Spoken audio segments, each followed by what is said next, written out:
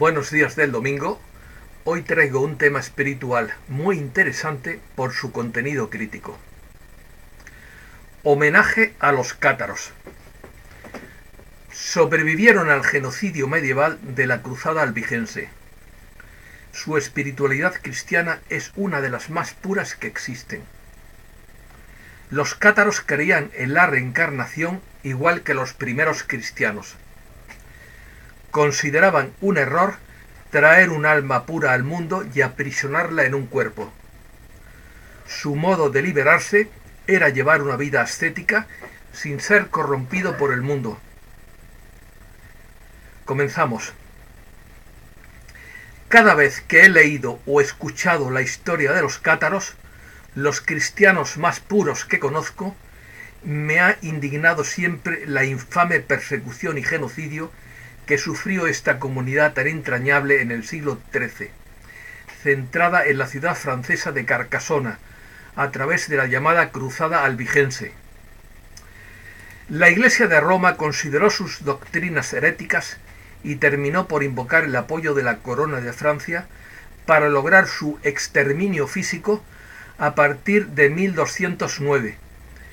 Pero actualmente el catarismo es el origen y la base de la cultura europea en general. ¿Quién no ha sentido alguna vez admiración y respeto por las ruinas del castillo de Montsegur, el último refugio de los cátaros, donde los nazis buscaron el Santo Grial? Su martirio fue un ejemplo de heroísmo para toda la humanidad, puesto que los prisioneros cátaros se dejaron incinerar vivos en hogueras mansamente, sin ofrecer resistencia, igual que los primeros mártires cristianos. La palabra catalanes significa càtars alligats, o cátaros alejados, porque muchos cátaros se refugiaron allí de la caza de brujas, pero también fueron perseguidos en España por ser aliada de Roma. Ya sé que hay algunos catalanes que vinculan el catarismo con su separatismo nacionalista, pero, a mi juicio, esto es mezclar la religión con la política, las churras con las merinas. Ya sabemos que todos los países de Europa están formados por la unión de antiguos reinos, pero ello no significa que tengamos que volver a hacer trizas el continente o a desintegrarlo en cachos. Ascetismo. El catarismo es la doctrina de los cátaros o albigenses, el nombre que viene por la ciudad de Albi, un movimiento religioso de carácter místico que se propagó por Europa occidental a mediados del siglo XI y logró arraigar hacia el siglo XII entre los habitantes del mediodía francés, especialmente en el Languedoc, donde contaba con la protección de algunos señores feudales vasallos de la corona de Aragón. El catarismo predicaba la salvación mediante el ascetismo y el estricto rechazo del mundo material, percibido por los cátaros como obra demoníaca. Los cátaros ganaron influencia en Occitania debido a la protección dispensada por Guillermo, duque de Aquitania, y por una proporción significativa de la nobleza occitana. El pueblo estaba impresionado por los perfectos y por la predicación de Pedro de Bruys y Enrique de Lausanne en Périgord.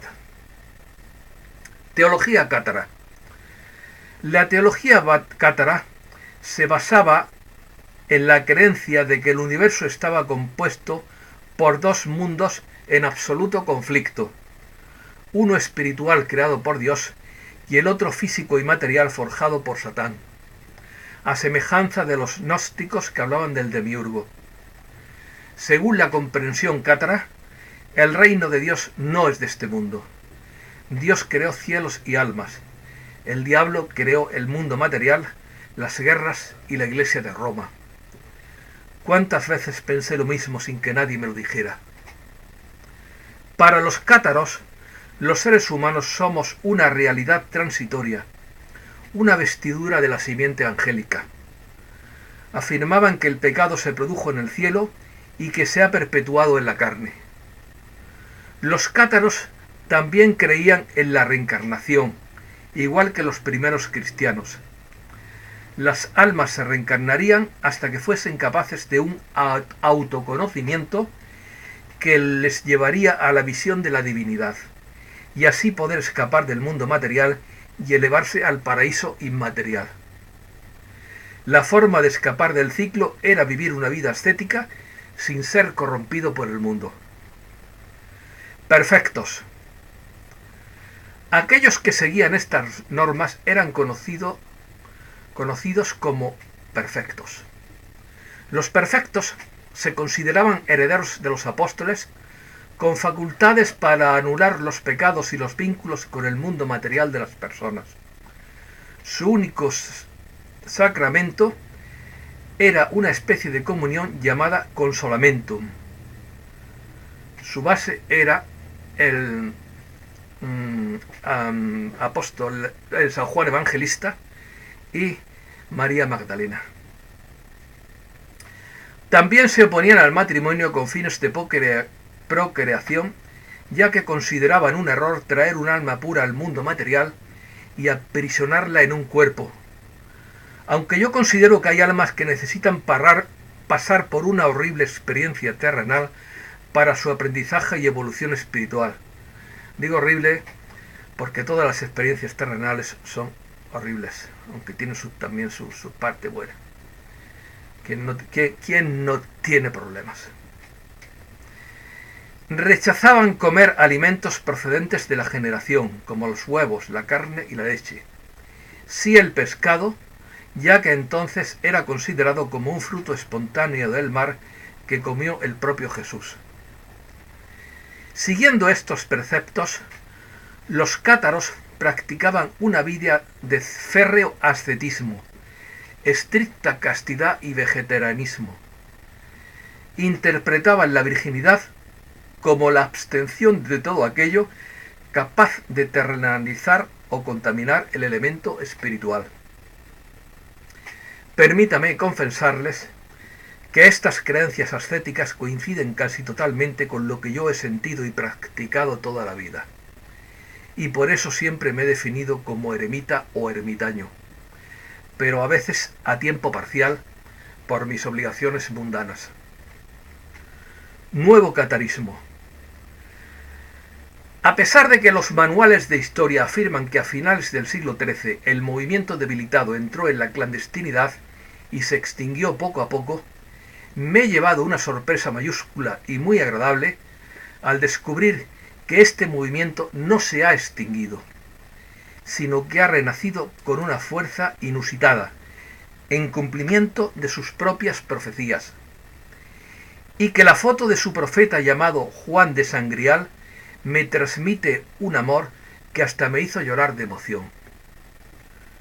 Juan de Sangrial, nacido en 1946 en la ciudad de Moscú, fue discípulo de una monja ucraniana llamada Eufrasina y fundó la nueva escuela Catarismo XXI con miles de seguidores de todo el mundo. Los más de 550 libros, tratados místicos y colecciones de poesía que ha escrito revelan a los lectores las claves de la espiritualidad universal de las civilizaciones de todo el mundo. Además, es un músico extraordinario. Según la enseñanza cátara moderna, el ser humano inicialmente es de origen celestial y contiene el potencial divino. El sentido del camino espiritual es el descubrimiento y el desarrollo de ese potencial. La tesis más importante del catarismo es que su espiritualidad está basada en la concepción de dos pilares arquetípicos, el del Padre Solar del Universo y el de la Diosa Madre Suprema, la Reina del Cielo y de la Tierra. Y en el centro de estos pilares está la perla del catarismo, el llamado teomatrimonio, es decir, la unión de la humanidad con la divinidad. Abre comillas, yo me uno por amor a los padres celestiales que habitan en el corazón de mi prójimo. Críticas personales. Sin embargo, debo añadir, en honor a la verdad y en honor a la libertad de expresión, que algunos de sus seguidores me han parecido un poco sectarios. Lo que suele ser normal en todas las creencias del mundo, dado el nivel de infantilismo espiritual de la mayoría de la humanidad y su tendencia a adorar a otros seres, hasta el extremo de que me pidieron este artículo antes de publicarlo para someterlo a censura previa, cosa a la que me negué. Ellos llaman padre a su profeta, cuando el Evangelio dice claramente: no llaméis padre a nadie salvo al único que está en los cielos. Cada persona tiene su propio camino espiritual y no existen caminos universales para todo el mundo, por mucho que se empeñen todas las tradiciones en que su método es el único válido y verdadero. A mi juicio, nunca se debe adorar a una persona, ni a ninguna imagen, ni a ninguna creencia, ni a ningún ritual, ni a ninguna parte de la creación, sino únicamente al Creador, a la causa primera, a la fuente original de la creación universal, de la que somos un fragmento holográfico cada una de las personas con alma. Es decir, yo soy Dios y las otras personas también lo son. O dicho de otro modo, adorar únicamente al Dios, al Padre Eterno que habita en cada uno de nosotros, y a nadie más, para lo cual sobra cualquier tipo de religión o intermediario. Por eso las civilizaciones cósmicas más avanzadas no tienen religión, porque tienen conocimiento y sabiduría espiritual. Manipulación. No se es más espiritual porque uno se disfrace con túnicas de colorines, por muy vistosas que éstas sean, o porque se realicen rituales místicos espectaculares. Además, dudo mucho de que los cátaros originales llevaran estas túnicas tan llamativas, cuando lo que intentaban era pasar lo más desapercibidos posible. Más bien parecen heredadas de la Iglesia Ortodoxa rusa, que a su vez las heredó de la tradición religiosa bizantina. A mi juicio, son entidades arcontes las que manipulan al ser humano y le hacen creer en lo que ellos quieren que crean para parasitarlos energéticamente.